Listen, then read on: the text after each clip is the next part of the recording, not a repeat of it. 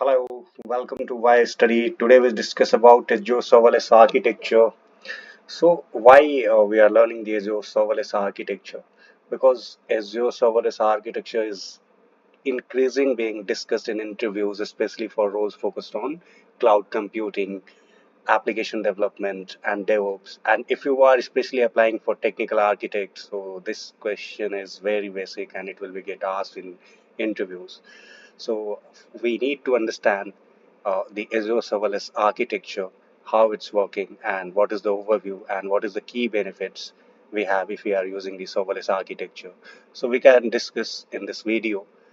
So what we can discuss in this slide. So let me some brief in 2 3 lines, like understanding of serverless concepts, like we can do understand what is the serverless components and how we are implementing in our project, in our applications.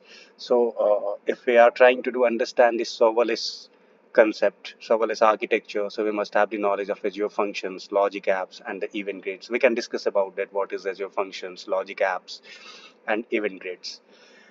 Use cases like where the serverless architecture is beneficial. I mean, in our applications, in our project, is it feasible to go for the serverless architecture? That we can discuss here. What is the disadvantage and the disadvantage of the serverless architecture? So, if we can talk about the in terms of advantage, so it's a cost effective and the scalability is easy, and we have the option to pay as you use. So whatever you are getting used by your application, by your project, so that only things you need to do pay to vendors. If you are using the Azure, so you need to do pay for this Azure, and if you are using the GCP, then for the Google. So those vendors handling the all your serverless in I mean server infrastructure, there is no need to do manage from your side. That's why it's calling as the Azure Serverless architecture. So let's do a start, and we can do focus on the further slides what we have. So I'm going for the next slide. Yes, so first slide is Introduction to Serverless Computing. Azure Serverless Service Overview, Azure Function, Azure Logic App, Azure Event Grids, Azure Developable Functions, Azure Cosmos DB, Azure API Management, Serverless Architecture Benefits, Use Cases, Example Architecture, and Challenges and the Consideration Summary. So we can discuss in these slides. Let's go for the next. So, introduction to serverless computing. So, what is serverless computing? So, in terms of definitions, we can say that serverless computing allows developers to build and run applications without managing any kinds of server. So, if you can see that in the definition, it's already mentioned we don't need to manage the server.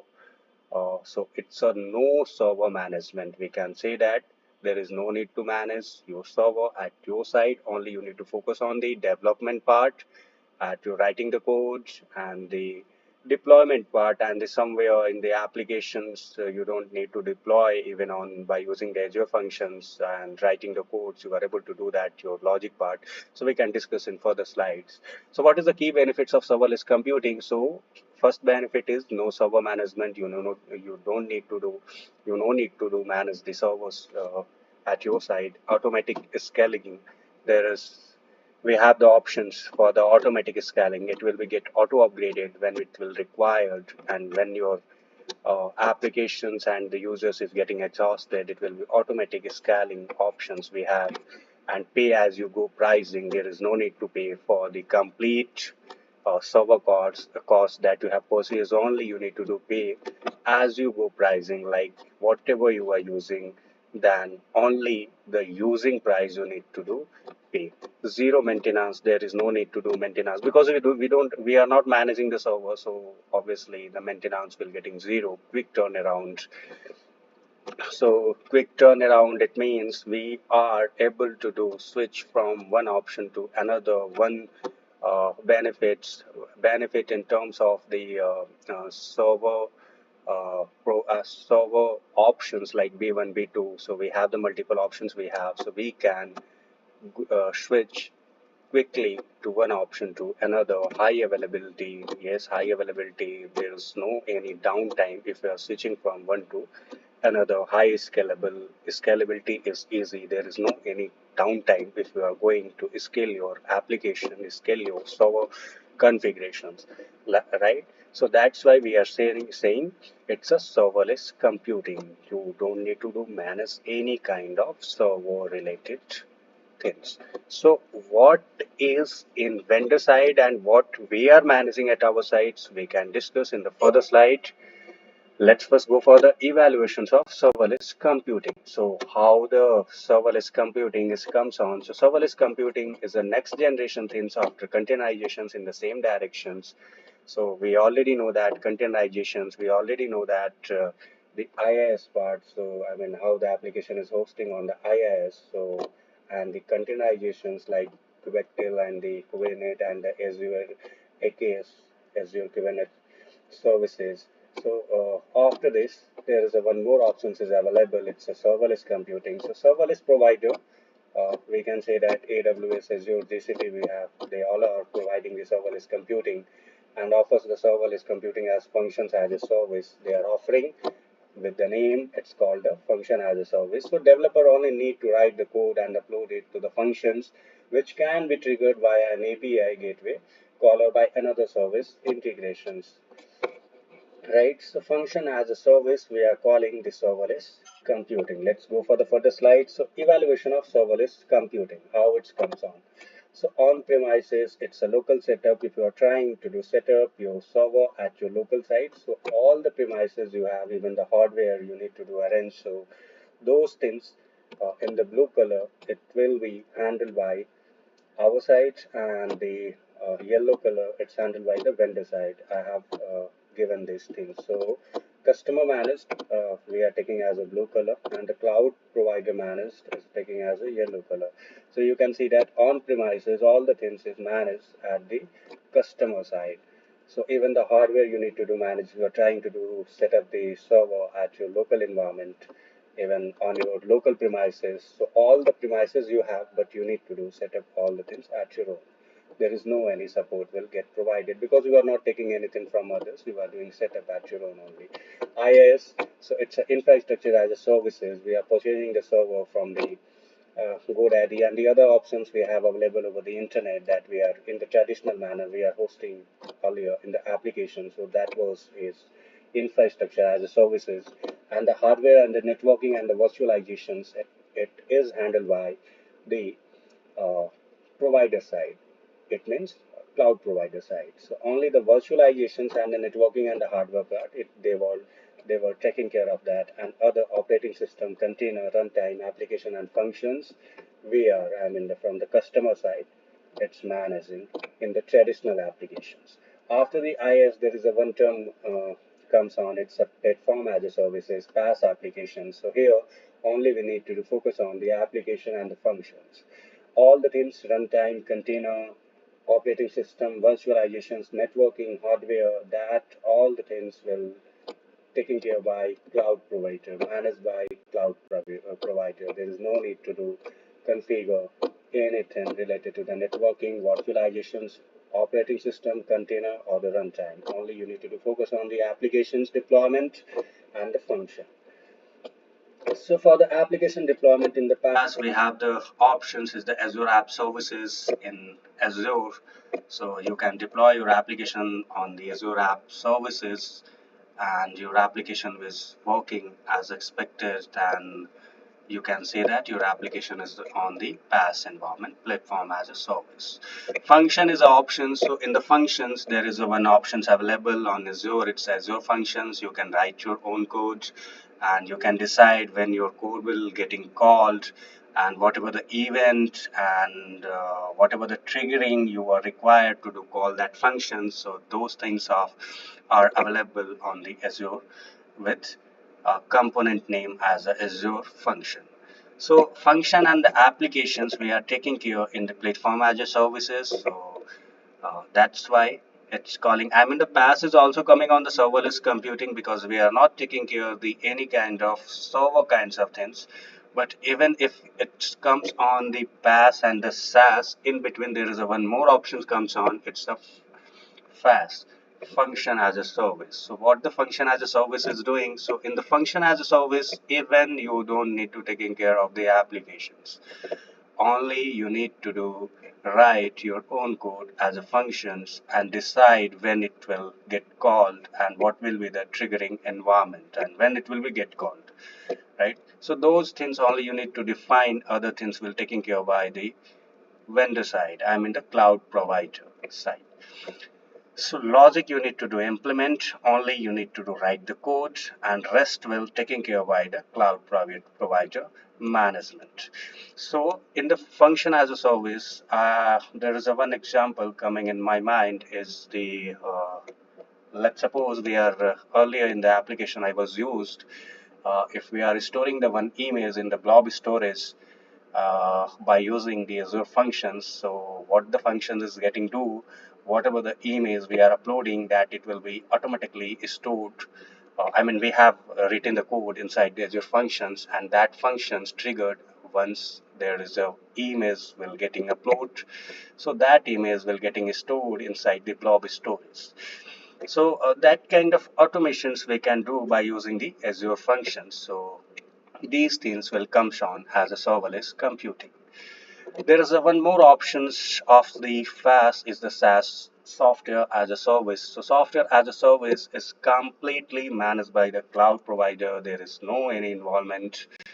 There is no any involvement from the customer side in terms of management. In terms of using purpose, obviously customer will getting used, and whatever the requirement related to the UX part, they will do suggest, and as a product what kind of changes we are able to do that. So cloud provider will check and communicate with the customer.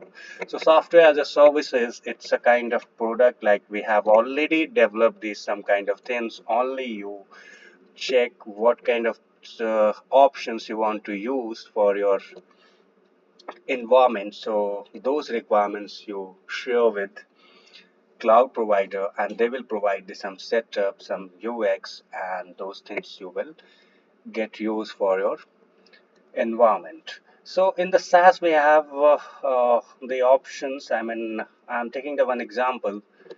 Uh, it's a Salesforce. I mean, Salesforce is the example of software as a service. OutSystem, we have the example of software as a service. So those things already have made the one platform, right? And you only need to do drag and drop. You only need to do some basic development knowledge, and you need to focus on their product knowledge, right? So then you are able to do arrange those codes as per the customer requirements. So in software as a service, there is no any need to related to the server management, related to the application management, related to the any function writing. Only the UX management and the using related things and the customer related things you need to do focus on if you are going for the software as a service. It's a completely provided by the cloud provider management and used by the customer. Next one is the Azure Serverless service overview. So I have listed some component. What is the Azure Serverless services is getting used as of now on the Azure. So main components are Azure Functions, Azure Logic Apps, Azure Event Grids, Azure Developable Functions, Azure Cosmos DB, Azure API Management. So these components we are using on the Azure, and you can also you try over. So these components will get uh, available on the portal.azure.com. If you have the subscriptions, you can do use, because I mean all the components have the some logic and some instructions and how they are using. So those things you need to do first learn. We can discuss about the definitions, we can discuss about the descriptions, but how we can do use, that is not possible in a single video to complete the all the components. So Azure functions we have discuss about in the next slide, and the Azure Logic Apps, Azure Event Grids, Azure Developable Functions, all the other points we can discuss in the further slides, and the definitions and what is the use of those functions and the logic apps we can discuss. So going for the next slide, it says Azure Functions. In descriptions, we can say that a compute service that lets you run code on demand without provisioning or managing the server. whatever the code you have written in the Azure functions, it will be get run, so code on demand without provisioning any kind of managing these server kinds of things. So how it will get triggered? It's a there is a one definitions I have tell in the description. So when the Azure functions will get triggered, so we have the options HTTP request, timer based, queue messages. We have the three triggers options how we can do activate our Azure functions. So there is a HTTP request options, timer based, and the queue messages. So these three options, any one of them you can do select and you can execute your Azure functions. Example, a function that processes the images upload to an Azure blob storage container. I have taken the same example that we have discussed in the earlier slide. So it's a Azure function. Let's go to the next slide. So Azure Logic App. So what is the Azure Logic App? So a service that automates workflow and integrates apps, data, and services. We can say that it's Azure Logic Apps. How it's working? So feature is workflow designer connected to the various services. It will work to connect with the various services and integrate with the various services one to another. How it's working? So a workflow that automatically sends a notification when a new items is getting added to the SharePoint list. Once any kind of notifications will be get, so it will be automatically notified like there is a one items it's added in your list. So that kind of workflow we are able to do automate by using the Azure Logic apps. Azure Event Grid, so a service for building event-based architecture using event routing features, so event routing to various services, custom event handling. Example, an event-driven architecture that trigger a functions whenever a new message is added to an Azure service bus.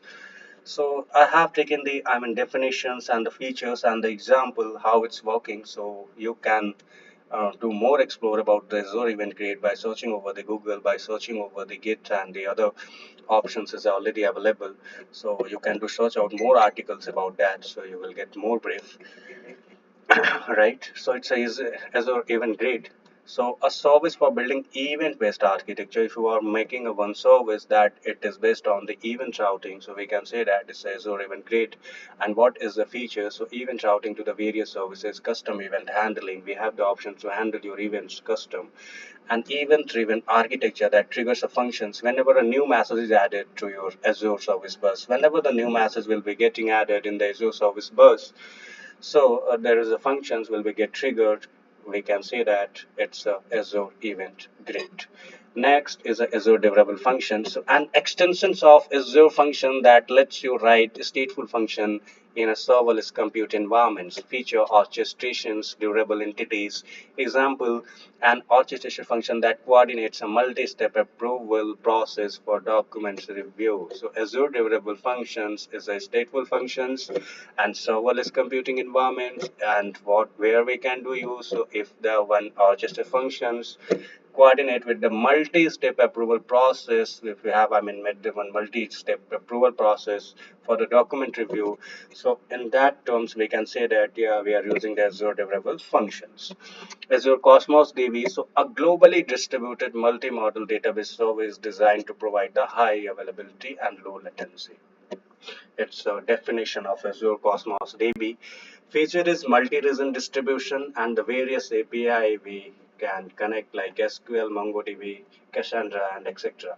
So example is storing user profile data for a global application with low latency access requirement. So it's a one example like storing the user profile data for a global application with the low latency access requirement. If that user profile we have the low latency access requirement, we can add as a Azure Cosmos DB.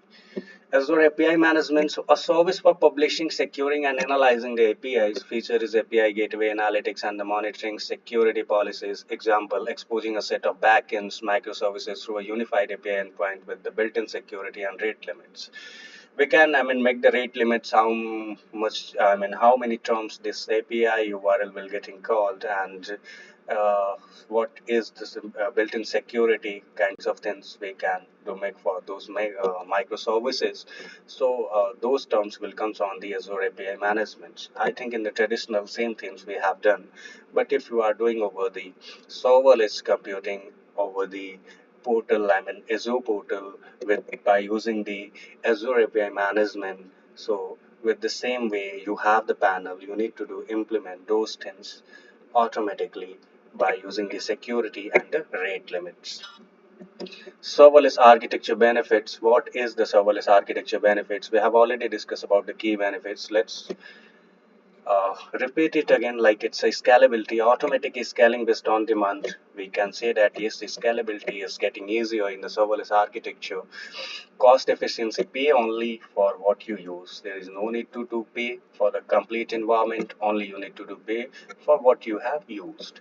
Focus on code, spend less time on infrastructure management. There is no need to focus on the infrastructure management, only you need to focus on the code. Flexibility, support for a variety of programming languages and the frameworks. There is no any foundations for the languages, programming languages and the frameworks. You can go with that. Yeah, so we have the flexibility in the serverless architecture benefits also, use cases. So event-driven applications, if you want real-time data processing and notifications, right? So we can use that, the event-driven applications. Microservices, building and managing microservices without server management, right? Data integrations, connecting and automating workflow between various services. So we have the data integrations, how we can connect and automate the workflow between the various services one to another. Example architecture. So a visual representations of serverless architecture I have given, like how it will getting work. So HTTP API call from a mobile app. Let's suppose you have one API call integrated for your mobile app. So that mobile app will get request by HTTP API call, and that call will be processed by Azure function, and after that it will check whatever the code has been written, it will be get execute. So let's suppose if something will require to do a store on the Cosmos DB, so it will be called by the Cosmos DB output data is stored, and whatever the output it will be get processed by the Azure functions, it will be stored in the Cosmos DB, and that Cosmos DB data will transfer trigger by the second function, and which sends the notification using notification hub. So whatever the notification you will get received by this process, right? So descriptions.